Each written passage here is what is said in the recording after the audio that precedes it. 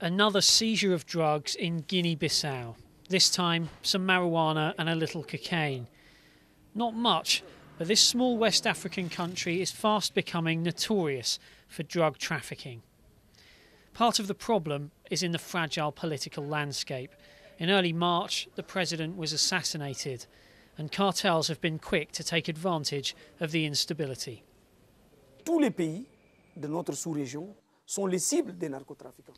This whole part of the subcontinent is a target for drug traffickers. Why Guinea-Bissau in particular? It's the most fragile state in the region. There's no mystery about it. The money has to get here somehow. If it doesn't come from public funding or business, it'll come by other channels. And unfortunately, that means drugs. Vient de là où on peut et vient malheureusement de la drogue.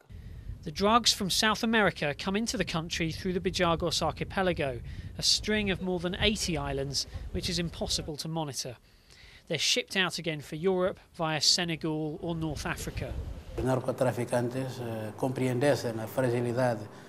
Drug traffickers have a perfect understanding of the weaknesses of this country when it comes to controlling borders or coastal areas, where people are basically not monitored. We just don't have the means to arrest the traffickers or to keep them in prison. You can see why.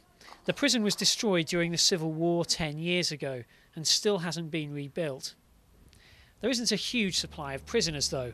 When this smuggling plane was captured last summer, one of the pilots was found to be under an international arrest warrant. The judge decided to let him off. It's clear that organised crime still has more resources than the state. The criminals are always one step ahead of the police. But what helps is knowing that we're not alone in the struggle. Help from other countries, other police forces and international organisations is indispensable. Police investigators have just received several million euros from the European Union to help modernise. But with corrupt judges, outdated or complicit politicians and an obliging military, Guinea-Bissau's war on drugs is facing an uphill struggle.